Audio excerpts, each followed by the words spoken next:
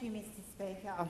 Well, at the outset, I have to say how incredibly disappointed I am with the Labor government in the process they have followed, and the contributions by Labor members in this debate are just clearly, the greenwashing that is going on around this legislation. Can I say, for the merit of those observing, this is a legislation that was provided in full on Thursday last week, and this is the explanatory memorandum that was provided on Thursday as well. I would challenge any members, backbenchers of government, whether they have actually read this legislation, some 1,500 pages.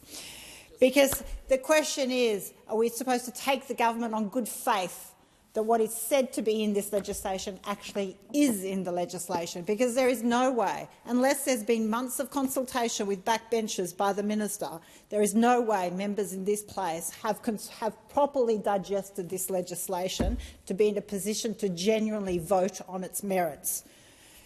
This is the biggest reform to Australia's environmental laws in 25 years. It's a major opportunity to better protect nature and the environment and ensure efficient and clear approvals for projects. We know that the current laws are broken. No one is disputing that. Australia's rate of biodiversity loss has reached crisis point. The government's own recent State of the Environment report found that at least 19 Australian ecosystems have shown signs of collapse or near collapse. These ecosystems span the entire Australian continent and include Antarctic and subantarctic ecosystems. 21% of all Australian mammals were listed as threatened under the EPBC Act. Of the 7.7 million hectares of land habitat cleared between 2000 and 2017, 93% was not referred to the by the Australian government for assessment under the EPBC Act. So to suggest that this is going to change the biodiversity crisis that we have is ludicrous. Australia is the only developed nation that is considered a deforestation hotspot, and yet this is silent on the very problem. That the Albanese government has now approved since its second term 31 new fossil projects since it took office. To suggest that that is not having an impact on our environmental and biodiversity crisis is ludicrous. When the North West Gas Shelf was approved just in this term of government, just after the election, my community and we were outraged, because you cannot talk about caring for the environment, protecting the environment or for climate and go ahead and approve projects like that. According to Climate Analytics, the emissions from the North West Gas Shelf plant alone from now to 2070 will likely cause a loss of around 11,000 square kilometres of Arctic sea ice. Yet this legislation does nothing to stop these kind of projects. So I've sat here and listened to members of the government talk about how this is going to help the climate crisis and this is going to help address biodiversity and environmental protection. And seriously, it's just astounding that that is the level of integrity that is being put into this assessment. We know that through the National Climate Risk Assessment that the government released just a few weeks ago, it showed nature protection and climate action cannot be separated. It found Australia's unique ecosystems are under serious threat from climate change. By 2050, for example, up to 70% of native plant species could face conditions outside their current climate range. And it found ecosystems that perform critical ecosystem functions, such as providing habitat and storing carbon, are at risk. And yet this legislation does nothing to address that. Environment and climate are top concerns of Warringah and many, many voters around the nation. Our office has received so many messages of people from Warringah and across Australia who are concerned about the current state of our nature laws and the need to get on with protecting our environment, biodiversity and improving these laws. The government, this Albanese government, was elected twice on a platform to reform environmental laws, and yet it's clear that this bill is not delivering. Nature and our environment need a better system, and this bill is not the saviour that's required. It's been a long time coming. I've been in this place when the Samuels Review was first handed down. And we know that for too long it's been a political football. But rather than genuinely create an open process with an exposure draft and consultation, the government has chosen a course of secrecy, of last-minute dumping of a massive bill with no respect for this chamber by allowing a curtailed debate, no proper consideration of this legislation and its effects. The Australian public deserves better. The Australian environment deserves better. Australian business deserves better to properly understand how this legislation in fact will work. Now, there are good new concepts in this bill, but unfortunately we can't even properly give them the real consideration they deserve. A commitment to enforceable national environmental standards. I strongly agreed and welcomed that recommendation from the Samuels Review, and they have been a long time, for too long they haven't been implemented. But the problem is there are still exemptions, and I will get to that, so that they are not universal. They are not ultimately a promise that they will protect the environment.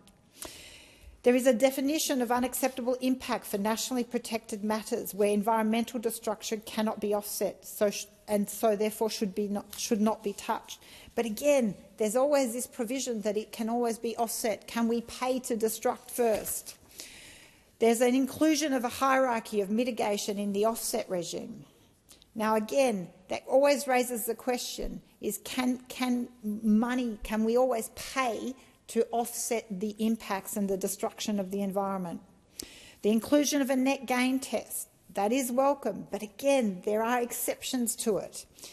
It would mean that any damage to nationally important environmental assets is not just that can't be offset by buying land with similar habitat, but actually creating more. A net gain would be good, but again, this bill does not create an absolute certainty that you will get a net gain.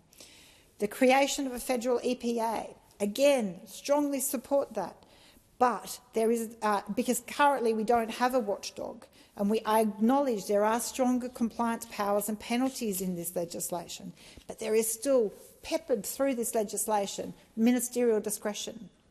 And what we've seen is all too often ministerial discretion involves decisions that go towards approving environmental destruction, not protecting the environment. We see there's a failure to address the compounding effect of multiple applications. This is intended to be addressed, I understand, by bioregional planning for development and conservation, which should identify clear yes and no zones, and it's being put to the House that this creates certainty for business and the environment. But again, there are exemptions to that, and there are ways in which the minister, through discretion, can actually get around those provisions. Now, with other members of the crossbench, in the limited time we've had, we've already identified so many weaknesses in this bill. Discretionary and subjective language, all peppered all throughout the bill. That an approval must not be inconsistent with national environmental standards, subject to the minister's satisfaction. That there's a net gain test, an important guardrail of offset principle, again, subject to the minister's satisfaction. Declarations or bilateral agreements. The implementation of an offset fund through a model that enables a pay-to-destroy model is incredibly concerning. It's been shown not to work in other jurisdictions in state laws. Why are we replicating this again here? In briefings with the minister, there's been no satisfactory answer to say that the mistakes and the ways in which that offset fund has not worked in other examples would be any different in this situation. Divesting ministerial approvals to state governments, where we know we have state governments with incredibly poor record when it comes to approvals and environmental protections. I'm told the Premier of WA is in the Parliament today. Geez, I wonder why he is in this Parliament, other than to make sure we do not have strong environmental protection laws that would get in the way of numerous gas approvals in WA. We know that there is a national interest exemption that allows the minister to override any existing standards, unacceptable impacts, or even an impact on matters of national significance.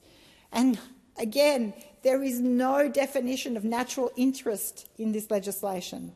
It's identified in the explanatory memorandum.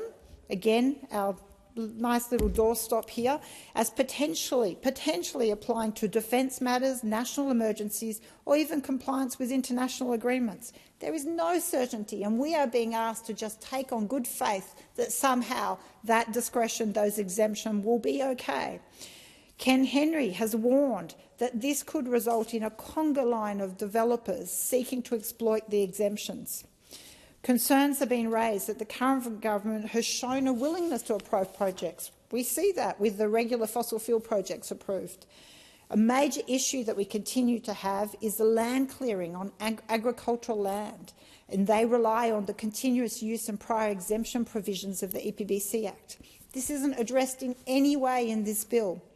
In New South Wales, agriculture remains the biggest driver of land clearing, with 77% of all clearing in 2024 due to agriculture. However, there is absence of reform for this provision means that this land clearing will continue under this EPBC Act. Following this, a removal of the existing exemption for regional forestry amendments under the EPBC remains completely absent from this bill. So we talk about protecting the environment, but there is nothing about that exemption to regional forestry agreements. Again, I ask all the members of the government that have waxed lyrical about the benefits of this legislation, where is the removal of that existing exemption? And we cannot seriously talk about protecting the environment without talking about the impact on the environment from climate change. We know one of the biggest threats to biodiversity loss is the changing environment within it is. The government adamantly tries to artificially separate climate from the environment when one is the biggest threat to the other. The environment and the climate cannot be treated separately. The government repeatedly relies on the safeguard mechanism as somehow addressing climate impacts. But that's fundamentally flawed because so many projects and impacts are not caught. We also know the current measurement of emissions is profoundly flawed. We know under the Act review that there is so much work to be done. And then, of course, the process around this legislation has been so deeply flawed that under the current circumstances it is simply impossible to support this legislation. I have no way of being satisfied that on the balance of these two, of the explanatory memorandum and this legislation, I cannot in good faith say to the people of Warringah that this is good legislation that deserves support. I note that the other place has agreed to has voted, the opposition crossbench have voted for an inquiry into this legislation to report back by March 2026. So what is the rush in this place, other than a complete disrespect and disregard for a due process and due scrutiny of this legislation? If it's as good as you say it is, let it be scrutinised. Let us actually properly consider it. Let non-for-profit groups and all interest groups actually properly analyse it. A respect for this chamber would be to allow proper consultation and proper analysis of this legislation. So there will be amendments, and who knows how much time we will be granted for consideration in detail process. I'll be moving amendments around cumulative impacts of this legislation, because we know that too often proponents break up components of projects to seek individual approvals so that the sum total of the environmental impact is not truly known. We know there has to be clear lines in the sand for unacceptable impact. There has to be a consideration of stranded assets. I'll move an amendment to propose that proponents should disclose greenhouse gas emissions disclosure to be in line with sustainability reporting requirements that this very government passed themselves previously, and that such disclosures should be a matter for consideration by the minister. Because if a proposal is going to lead to a stranded asset, it should not be granted approval. Its environmental impact cannot be offset by becoming a stranded asset. We also need to see a review of an environmental protection order. There's currently power that the National Environmental Protection Agency can issue an environmental protection order, which could result in a stop work order. The organisation should be able to appeal this decision, and there should be a natural justice and a review framework. This would align with the New South Wales EPA current review provisions.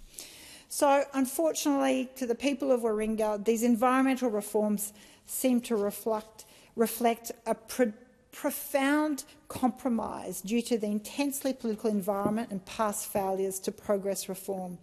At its heart, there's a real disconnect about what we can achieve. So I urge the government to rethink its approach and respect this chamber.